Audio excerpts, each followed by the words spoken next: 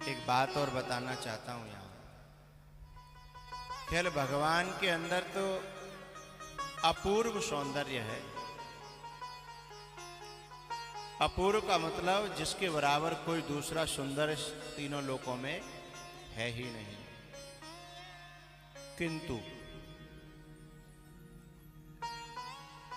सौंदर्य जो होता है ना, वह वस्तु या व्यक्ति में नहीं होता। सौंदर्य अपने नजरिया में होता है, अपनी दृष्टि में होता है।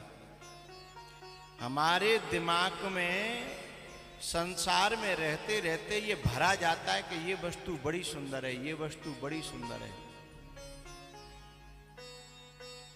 धीमे धीमे हमारा मन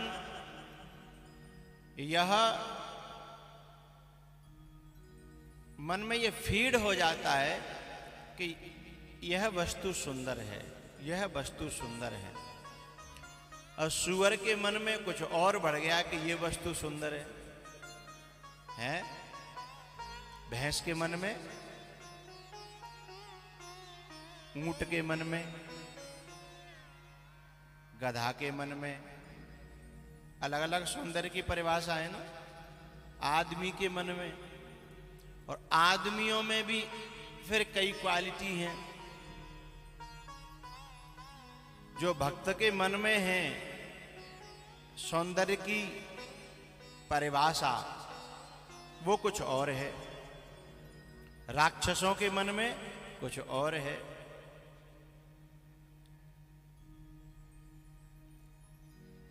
किसी को पिज्जा बर्गर अच्छा लगता है, किसी को पानी की टिक्की, मुंह में पानी आए तो क्षमा करना, और किसी को केवल दाल रोटी चावल है, और किसी को गुटखा।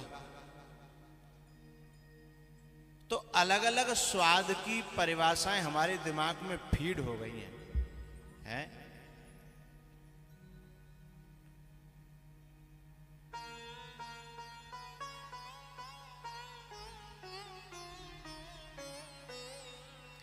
ऐसे ही अलग अलग सौंदर्य की परिभाषाएं। कभी कभी पता है कोई बड़ा सुंदर दिखता है, मनुष्य, नारी हो या पुरुष हो, लोग कहते हैं बड़ा सुंदर है।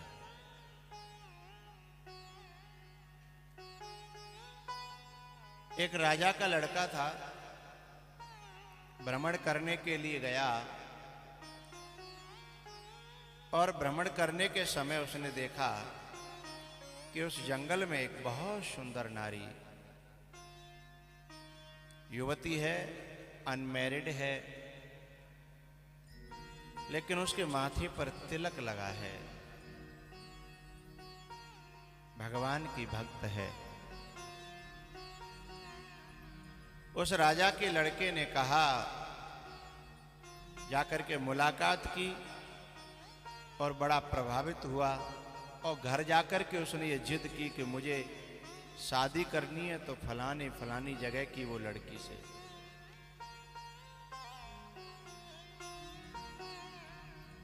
आखिर राजा मजबूर हुआ, अपने बेटे की इच्छाओं की पूर्ति के लिए उस छोटे से घर में जाकर के उसने भिक्षा मांगी।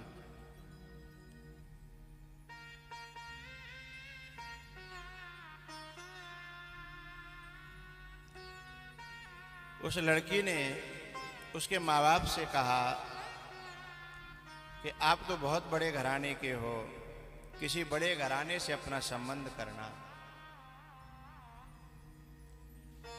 ऐसी दो कथाएं हैं, एक राजा के लड़के की भी है और एक साधु की भी है।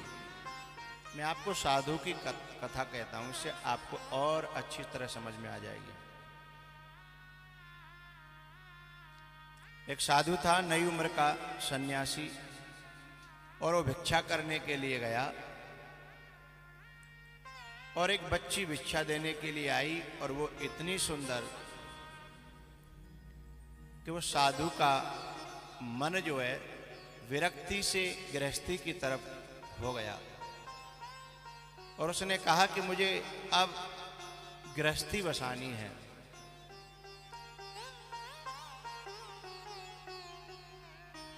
उसके घर में उसने कहा कि मैं आपके माँ बाप से बात कर लेता हूँ। माँ बाप से बात करने की बात आई, बात भी हुई। उस लड़की ने कहा कि आप 10 दिन बाद मेरे पास आइएगा, मैं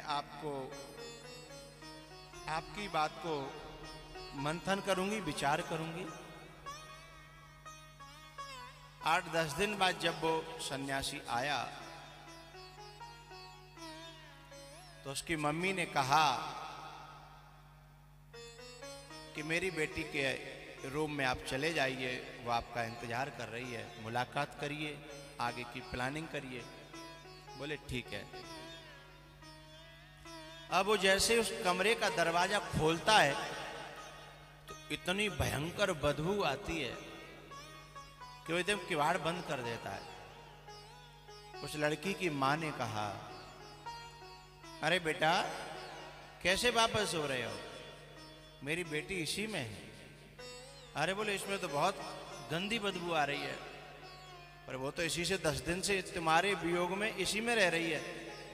अच्छा, बोले हाँ, 10 दिन से तुमसे मुलाकात हुई, फिर किस कमरे से निकली नहीं है, तुम्हारा इंतजार कर रही है। उसने जैसे तैसे किवाड़ खोल करके अपनी नाक पे रूमाल रख करके और अंदर प्रवेश किया तो सामने देखा तो एक बहुत ही दुबली पतली और बहुत कुरूप एक लड़की बैठी है। उसने आवाज लगाई कि आइए, आगे आइए, आपका इंतजार कर रही हूं मैं। अरे बोले तेरे से नहीं मुलाकात करनी मुझे। बोले तो मेरी मुलाकात जिससे हुई थी उससे मिला। उसने कहा वह मैं ही हूं। बोले नहीं नहीं, इतनी बुरी शक्ल की तू। बोले जरा नजदीक आइए, मैं ही हूं। वो नजदीक आया, नाक पे रूमाल रखे हुए, बहुत बदबू आ रही है कमरे में। उसने कहा कि मैं ही हूं, पहचानिए जरा। उसने देखा कि हाँ थोड़ी थोड़ी सी पहले जैसी शक्ल तो इसकी है कुछ। उस दिन हमारी ये बातें हुई थी, याद है? बोले हाँ। अरे लेकिन वो लड़की तो बहुत सुंदर थी। बोले मैं ही हूं भाई, मानो। तो उसने कहा कि वो सौंदर्य कहां चला गया, वो सौंदर्य कहां गया? तो उसने मिट्टी के 10-15 बर्तन रख रखे थे। बोले उनमें रख दिया है मैंने सौंदर्य अपना निकाल करके। है बर्तनों में सौंदर्य रख दिया? बोले हाँ, जरा देख लो। उसने कहा सौंदर्य बर्तन में कैसे हो सकता है? बोले पहले देख लोगे तो मैं बताऊंगी आपको। बोले देखो। उसने जाकर के जैसे थोड़ा सा कपड़ा हटाया, उसमें से और ज्यादा बदबू। एकदम घबरा करके पीछे हट के आया। बोले तुम कर क्या रही हो और तुम कौन हो? उसने कहा मैं वही हूं और मेरा सौंदर्य इन्हीं बर्तनों में है। आज तुमको अच्छा नहीं लग रहा ना? बोले बिल्कुल अच्छा नहीं लग रहा। तो बोले आप साधु हो, सन्यासी हो, महात्मा हो, और आप जिस सौंदर्य पर अपनी साधना को, परमात्मा को छोड़ने का निश्चय कर बैठे थे, वो सौंदर्य इन्हीं बर्तनों में मैंने भर के रख दिया है। बोले कैसे? बोले ये बताइए कि इस शरीर में जो सौंदर्य है, इस शरीर में काहे का सौंदर्य है? बोले मेरे को समझ में नहीं आ रहा, तुम क्या बोल रही हो? बोले शरीर में टट्टी, पेशाब, मवाद, मांस, मूत्र हैं और नाक और भी जितनी गंदी चीजें हैं इस शरीर में भरी हुई है ना, और इनसे जब ये लबालब भर जाता है तो ये सुंदर लगता है। तो मैंने जुखाम, खांसी और दवाई लेकर के अपने दस्त किए हैं, जुलाब लिया है मैंने, और सारी गंदगी मैंने इन बर्तनों में भरी है।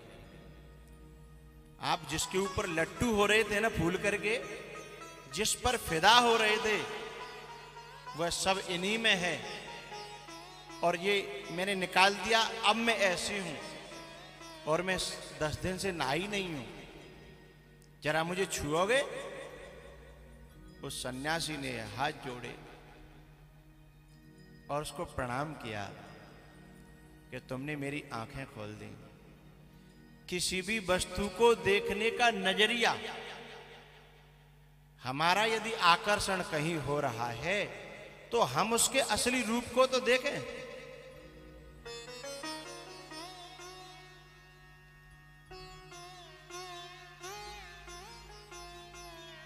चांदी का वर्क लगा है गोबर की मिठाई पर, चांदी का वर्क लगा है गोबर की मिठाई पर। ऐसा ही तो ये शरीर है। तो जब कहीं मन आकर्षित हो, हे सन्यासी, आप ये सौंदर्य को याद कर लेना।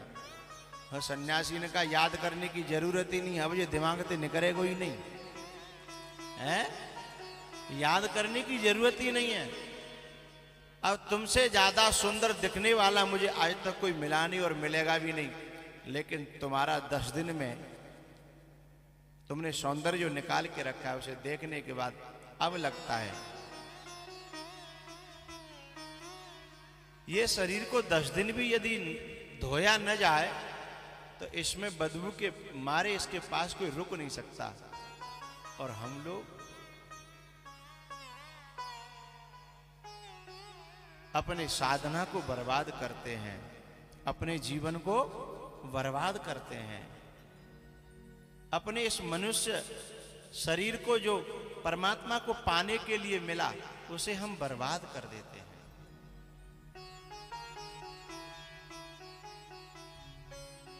तो ये सौंदर्य है ना संसार में, यह सौंदर्य को देखने का नजरिया हमारे दिमाग में जब फीड जैसा हो जाएगा ना, तो जब हम कथा सुनते हैं तो भगवान का सौंदर्य हमारे हृदय में फीड होता है। तो विदुरानी ने कथा सुनी है, विदुर जी के मुख से भगवान का सौंदर्य फीड था, लेकिन भगवान का सौंदर्य उस लड़की की तरह नहीं है।